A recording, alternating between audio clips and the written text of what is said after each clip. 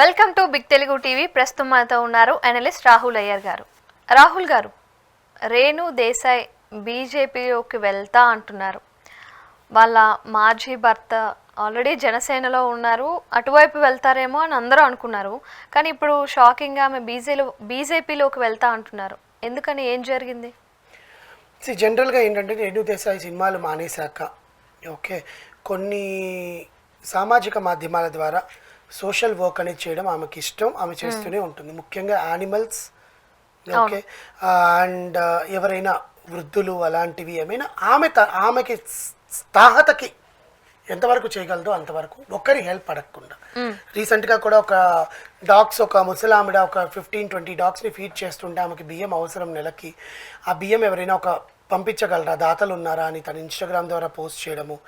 ఆమె ఇన్స్టాగ్రామ్ని చూసి చాలామంది స్పందించి 1000 రూపాయలు 1500 మన వారంలో ఖర్చు పెట్టుకునేది, లేకపోతే ఒక నెలలో రెస్టారెంట్కి ఖర్చు పెట్టుకునే డబ్బులు తీసుకుని వెళ్ళి వాళ్ళకి ఇవ్వడము, ఒక 100 కేజీలు 100 బస్తాల బియ్యం ఆ ఇంటికి వెళ్ళడం ఆ కుక్కల కోసం. ఇలాంటి చాలా మంచి పనులు ఆమె తాతకి తగ్గట్టు మంచి పని అని మనం ఎందుకు అంటామంటే మన మనసుకు తృప్తినిస్తుంది కాబట్టి అండి. చెడ్డ పని ఎప్పుడు మన మనసుకు తృప్తిని ఇవ్వదు. మనం ఎంత చెడైనా చేయనివ్వండి, ఆ క్షణం వరకు బాగానే ఉంటుంది. But after that will haunt us anything. ఆ థాట్స్ మనకు వస్తూనే ఉంటాయి. అసలు ఆ ట్రోమాలో నుంచి బయటపడడానికి చాలా టైం పడుతుంది. ఇప్పుడు నేను మంచి పనులు చేస్తున్నాను, నేను మంచి కోసమే ఉన్నానని ఆమె ఏం చెప్పుకోరు. ఎప్పుడు నాకు నచ్చింది నేను చేస్తున్నాను, నాకు అది తృప్తి అనిపిస్తుంది అని చెప్తున్నాను. That is what she always drive her children. వాళ్ళ ఇద్దరు పిల్లల్ని కూడా అలాగే డ్రైవ్ చేస్తూ ఉంటుంది.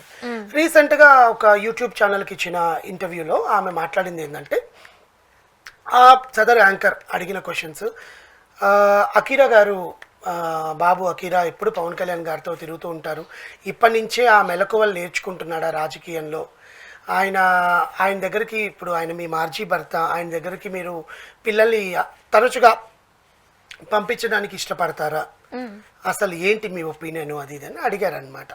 అడిగితే ఆమె ఏం చెప్పింది అంటే, ఆయన మంచి తండ్రి అండి, ఆయన మంచి భర్త, ఆయన మంచి తండ్రి అని నేను ఎన్నోసార్లు చెప్పాను.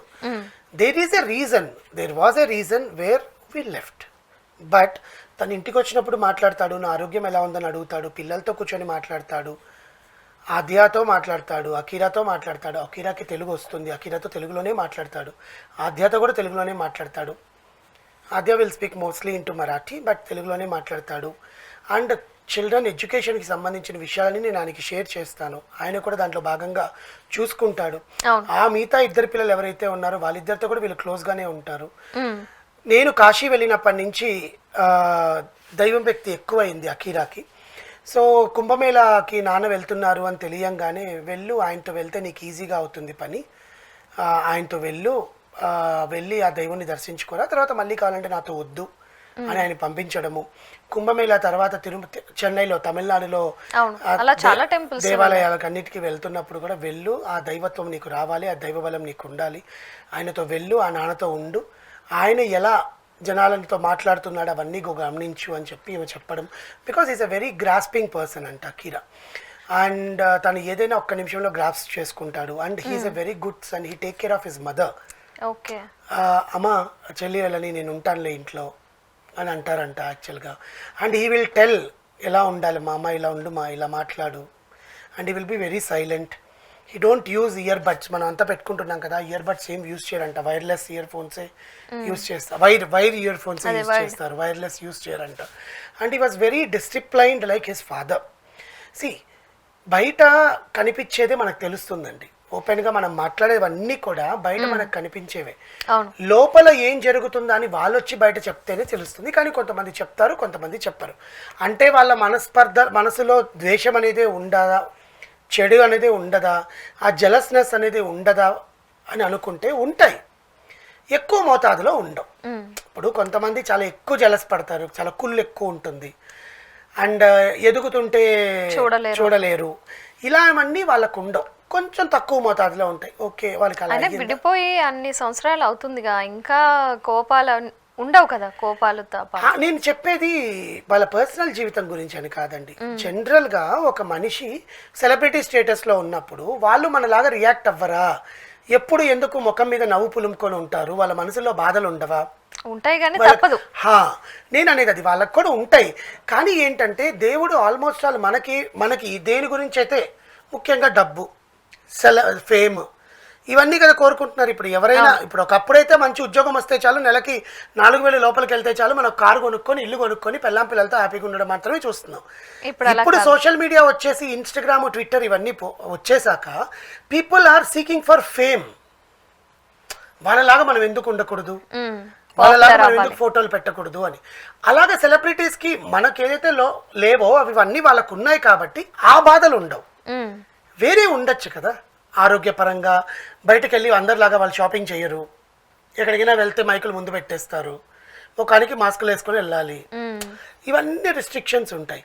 అలాగే రేణు దేశాయ్ గారు కూడా మా బిడ్డలకి నేను బయటకి ఎక్కడికి ఎందుకు వాళ్ళ నాన్నగారితో ఎందుకు పంపిస్తానంటే ఒక సెక్యూరిటీ అండి. ఇప్పుడు బయటకు వెళ్ళంగానే పవన్ కళ్యాణ్ గారు అబ్బాయి ఈ సినిమాలో నటిస్తున్నాడా లేదా, ఎందుకండి ఇది అని డిట్టో పవన్ హైట్ వరుణ్ తేజ్ లాగా హైట్ పెరిగిపోయారు ఆయన, ఇవన్నీ అడుగుతారనమాట. సెకండ్ థింగ్, మేడం మీరు జనసేనకి 2024 ఎన్నికల్లో మీరు సపోర్ట్ చేశారు అండ్ టీడీపీకి కూడా మీరు సపోర్ట్ చేశారు. ఇప్పుడు మీరు ఎలక్షన్స్లోకి రావాలనుకుంటున్నారా, మీ సపోర్ట్ ఎంతవరకు వాళ్ళకి జనసేనకు ఉన్నింది అని అడిగారు. ఓకే, ఏ పార్టీ మంచి చేస్తుందో, ఏ పార్టీ రాష్ట్రానికి యూజ్ అవుతుందో దానికి నేను సపోర్ట్ చేశాను. పవన్ కళ్యాణ్ గారు ఉన్నారని నేను సపోర్ట్ చేయలేదు. ఆయన మనస్తత్వం, ఆయన పాలిటిక్స్లో ఆయన ఆలోచనలు, ఆయన ఆలోచన విధానము, ఆయన ఎలా ఉంటాడు, ఆయన జనాల్లోకి వెళ్తే ఎలా పనిచేస్తాడని మాత్రం నాకు ఇంట్లో ఒక భార్యగా, మాజీ భార్యగా నాకు తెలుసు కాబట్టి నేను ఆ పార్టీకి మద్దతు ఇచ్చాను. నేను నా డెస్టినీలో ఆల్రెడీ రాసుంది, నేను రాజకీయాల్లోకి వస్తాను అని చెప్పి. నా 38 ఏళ్ల వయసులోనే నేను రాజకీయాల్లోకి వస్తానని రాసుంది, కానీ నేను అప్పుడు రాలేదు. డెస్టినీకి వ్యతిరేకంగా వెళ్తున్నాను, ఆపోజిట్గా వెళ్తున్నాను. నా పిల్లల కోసమే నేను ఇంట్లో ఉంటున్నాను, నా పిల్లల కోసమే నేను ఉంటున్నాను. నాకు సోషల్ వర్క్ చేయడం చాలా ఇష్టము. సోషల్ వర్క్కి సంబంధించి నేను చాలా ఎవరికి తెలియకుండా నాకు నచ్చినంత వరకు నేను చేస్తూనే ఉంటాను. ప్లస్ ఒకవేళ నేను రాజకీయాల్లోకి రావాలంటే నాకు బీజేపీ అంటే చాలా ఇష్టము, నేను బీజేపీలోకే వస్తాను. ఏ పార్టీలోకి వెళ్ళను. నన్ను అంధభక్తననివ్వండి, మోడీ భక్తననివ్వండి, ఏమైనా అననివ్వండి, నాకు బీజేపీలోనే నేను వస్తాను. ఒకవేళ రాజకీయాల్లోకి వస్తే నా మద్దతు బీజేపీకే ఉంటుందని. ఎందుకు అంటే మహారాష్ట్రలో ఎక్కువ బీజేపీ పాలిటిక్స్ అనేవి ఉంటాయి. పూనా ముఖ్యంగా అంటే సనాతన ధర్మంకి అక్కడ ఎక్కువ ఉంటుంది. So maybe she wants to be there అన్నట్టు బేసికల్లీ. బట్ ఏది ఏమైనా కూడా రేణు దేశాయ్ గారి మాట ఎప్పుడు స్పష్టంగా ఉంటుంది. మొన్నటికి మన హెచ్సిఓ మీద కూడా స్పందించడంలో బాగా స్పందించారు. అండ్ పిల్లల విషయంలో కూడా అలాగే స్పందించారు. అండ్ ఇప్పుడు నిన్న మార్క్ శంకర్కి అలా ఆడడం వల్ల కూడా ఆమె ఇన్స్టాగ్రామ్లో తను కోలుకోవాలి అని చెప్పడం కూడా జరిగింది. సో ఏది ఏమైనా ఆమె రాజకీయాల్లోకి వస్తారా, పవన్ కళ్యాణ్ గారికి దూరంగా ఉండాలనుకుంటున్నారనే దానికి ఒక చెక్ పెట్టి తను ఎందుకు బీజేపీలోకి రావాలనుకుంటున్నాను దానికి మాత్రం ఆన్సర్ ఇచ్చింది. చూద్దాం ఆమె రాజకీయాల్లోకి వచ్చినప్పుడు ఏం చేస్తుందో. ఫైనల్గా ఒక మాట చెప్పాలంటే ఇంచుమించుగా పవన్ కళ్యాణ్ కూడా బీజేపీ సిద్ధాంతాల మీదనే ఉన్నారు. అందుకే కదా అటువైపే మోడీకి ఆయన అంటే ఎక్కువ ఇష్టం కదండి. మోడీ ఎప్పుడు మాట్లాడినా కౌగిలించుకొని మరీ మాట్లాడతారు కదా, because he was truly towards the సనాతన ధర్మం. అంతే. Thank you so much.